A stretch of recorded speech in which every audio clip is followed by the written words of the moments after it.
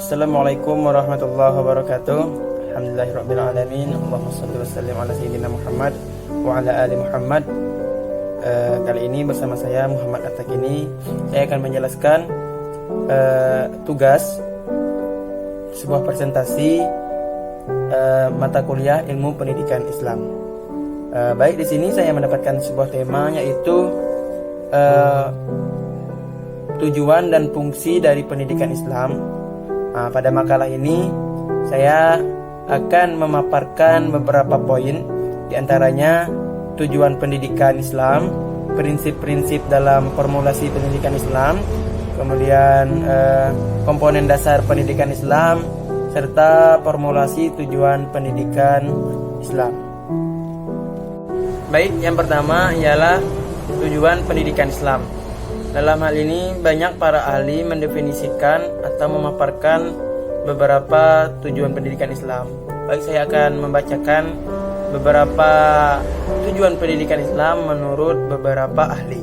Pertama, menurut Quraisy Shihab berpendapat bahwa tujuan pendidikan Islam yaitu untuk membina manusia secara pribadi dan kelompok sehingga mampu menjalankan fungsinya sebagai hamba dan khalifah Allah guna membangun dunia ini sesuai dengan konsep yang ditetapkan oleh Allah.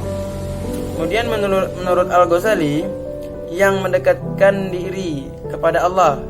Tujuan pendidikan dari menurut Al-Ghazali ialah mendekatkan diri kepada Allah, bukan pangkat atau bermegah-megah, dan hendak seorang pelajar itu belajar bukan untuk menipu orang lain ataupun membodohi orang lain. Kemudian Hamka, menurut Hamka ialah bertujuan untuk membentuk insan kamil atau manusia sempurna. Dari konsep tersebut, maka pendidikan Islam diarahkan pada dua dimensi, yaitu dialektika horizontal terhadap sesama manusia dan dimensi kedudukan vertikal kepada Allah. Sedangkan tujuan pendidikan Islam dari segi cakupan ataupun ruang lingkupnya, yang pertama, jika kita kaitkan tujuan pendidikan Islam secara universal, maka dapat dilihat pada hasil Kongres Sedunia yang kedua tentang pendidikan Islam tahun 1980 yang menyatakan tujuan pendidikan Islam adalah untuk mencapai keseimbangan pertumbuhan kepribadian manusia atau peserta didik secara menyeluruh dan seimbang, yang dilakukan melalui latihan jiwa, akal pikiran, intelektual, diri manusia yang rasional, perasaan, dan indera. Oleh karena itu, pendidikan sebaiknya mencakup seluruh. Kemudian tujuan pendidikan Islam secara nasional, atau menurut nasional kita Indonesia, apa sih itu pendidikan Islam?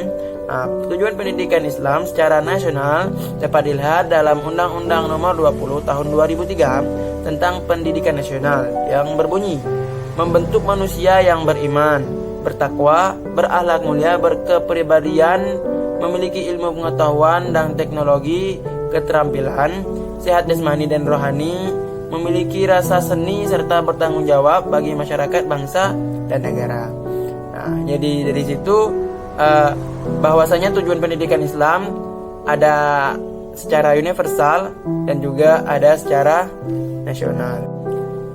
Kemudian yang berikutnya ialah prinsip-prinsip dalam formulasi tujuan pendidikan Islam. Dari tujuan pendidikan Islam terdapat beberapa formulasi atau beberapa prinsip yang mesti dipenuhi agar tercapainya tujuan pendidikan tersebut.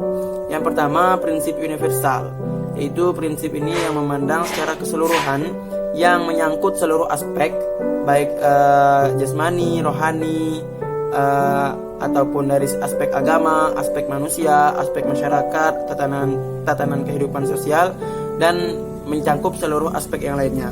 Kemudian yang kedua ialah prinsip keseimbangan dan kesederhanaan, yaitu seimbang ataupun balance, match antara aspek kehidupan pribadi, antara semua aspek-aspek tadi, manusia ataupun segala macamnya, semua itu harus seimbang, tidak ada yang lebihkan ataupun yang dikurangkan, sehingga ada kesamaan dan kolaborasi yang tepat. Kemudian yaitu prinsip kejelasan. prinsip kejelasan ialah ilmu tersebut ataupun pendidikan tersebut tujuannya itu jelas, tidak sembarawut, tidak sembarangan, sehingga memberi kejelasan terhadap kejiwaan manusia, baik hati, akal, nafsu. Kemudian hukum masalahnya itu juga bisa yang dihadapi itu terwujud dan kurikulum tersusun rapi dalam metode pendidikan. Nah, kemudian prinsip-prinsip yang selanjutnya lagi, prinsip berikutnya itu tidak bertentangan. Nah, jadi antara beberapa aspek tadi yang menjadi prinsip-prinsip tujuan pendidikan Islam, tidak ada satupun yang bertentangan. Semuanya berjalan bersama, lurus, beriringan, sehingga tidak ada kontroversi dalam setiap aspek. Nah, kemudian selanjutnya itu prinsip realisme dan dapat dilaksanakan. Artinya prinsip tersebut tidak hanya terkesan angan-angan, melainkan bisa dicapai dengan melakukannya. Kemudian prinsip berikutnya itu menjaga perbedaan individu agar perbedaan itu tetap berjalan dengan sebanding, tidak ada istilahnya membeda-bedakan yang putih bagus, yang hitam jelek, tidak, tetapi dengan menjaga perbedaan tetapi tidak memecah kebersamaan. Kemudian prinsip perubahan yang diinginkan, yaitu dengan tujuan pendidikan tersebut perubahan yang diinginkan itu tercapai, yaitu yang awalnya misalnya tidak tahu apa-apa, yang awalnya bodoh apa segala macam, menjadi lebih tahu. Prinsip yang terakhir ialah dinamis atau menerima hal-hal yang baru. Jadi tidak serta-merta harus berpaku pada prinsip-prinsip di atas. Jadi sesuai dengan tuntunan zaman, prinsip dalam tujuan pendidikan itu pun berbeda-beda. Nah, kemudian berikutnya ialah komponen dasar dalam pendidikan Islam.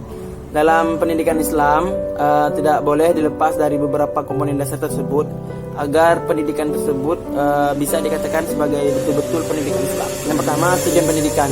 Jadi pendidikan Islam itu harus jelas tujuannya itu untuk apa. Di sini tujuan pendidikan Islam tidak lepas dari yang berdasarkan Al-Quran dan hadis. Kemudian peserta didik. Jadi dalam pendidikan itu harus ada peserta didik, tidak boleh tidak ada peserta didik. Yang namanya pendidikan ada peserta didik. Kemudian selanjutnya juga ada pendidik. Jadi 3 komponen ini menjadi komponen dasar dalam pendidikan Islam, yaitu tujuannya, pendidik, serta peserta didik. Berikutnya, komponen berikutnya ialah isi pendidikan. Isi dari pendidikan itu apa saja, sehingga apa saja yang diajari dalam pendidikan tersebut. Yang berikutnya, yang kelima, konteks yang mempengaruhi suasana pendidikan. Lingkungan pendidikan meliputi segala segi kehidupan kebudayaan. Jadi konteksnya itu harus benar-benar pas dengan yang dikatakan sebagai pendidikan Islam. Jangan definisi beda, nanti konteks yang dibicarakan di dalamnya beda lagi. Hingga harus berkesinambungan. Kemudian ada sarana, ada metode, juganya sistem. Sistemnya itu harus betul-betul terencana dan terukur. Dan untuk rumusan masalah yang terakhir ialah kami mengambil formulasi dari tujuan pendidikan. Dalam pendidikan atau tujuan pendidikan dalam tujuan pendidikan itu dapat kita klasifikasikan menjadi 4 dimensi. Dimensi pertama ialah tujuan pendidikan jasmani. Tujuan dalam jasmani ialah agar menjadi seseorang yang kuat dari sisi jasmani setelah mengikuti apa-apa yang didapatkan di dalam pendidikan. Kemudian tujuan dalam aspek rohani, agar menjadi insan kamil atau menjadi mukmin yang ideal, muslim yang ideal. Jadi dari segi rohani, tujuan pendidikan Islam ialah agar tercapai seseorang yang memiliki kapabilitas dan kredibilitas dalam hal keimanan kepada Tuhannya yang bertingkat tinggi. Kemudian dari segi akal, dalam segi akal, tujuan pendidikan Islam itu pertama ada ilmu yakin, yaitu kebenaran. Akal kita menerima kebenaran itu benar-benar tidak diragukan, sehingga tidak ada hoax ataupun yang ambigu dari setiap pendidikan. Kemudian kebenaran empiris atau ainul yakin.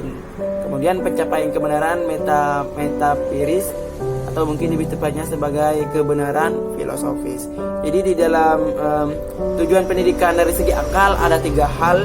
Yang pertama ilmu yakin, kemudian lanjut ke ainul yakin, kemudian yang tertingginya hakul yakin. Kemudian yang dari dimensi yang keempat dari formulasi tujuan pendidikan Islam ialah pendidikan sosial. Pendidikan sosial dalam artian pembentukan kepribadian yang utuh untuk menjadi bagian dari komunitas sosial. Identitas individu di sini tercermin sebagai an-nas yang hidup pada masyarakat yang plural atau majmuk. Seperti yang dikatakan oleh Nabi, salah satu hadisnya, innama bu'itsu liutammima makarimal akhlak. Sesungguhnya aku diturunkan di bumi ini untuk menyempurnakan akhlak.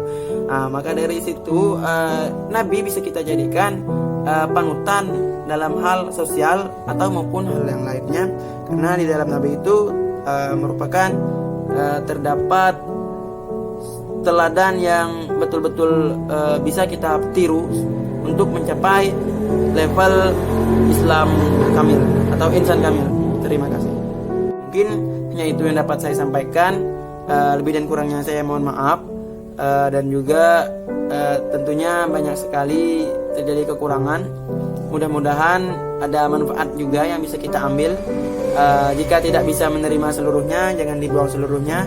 Yang baik diambil, yang tidak baik dibuang. Sampai di sini. Kepada Allah kita sama-sama mohon ampun. Akhirul kalam, billahi taufiq wal hidayah wa ridha wal inayah. Wassalamualaikum warahmatullahi wabarakatuh.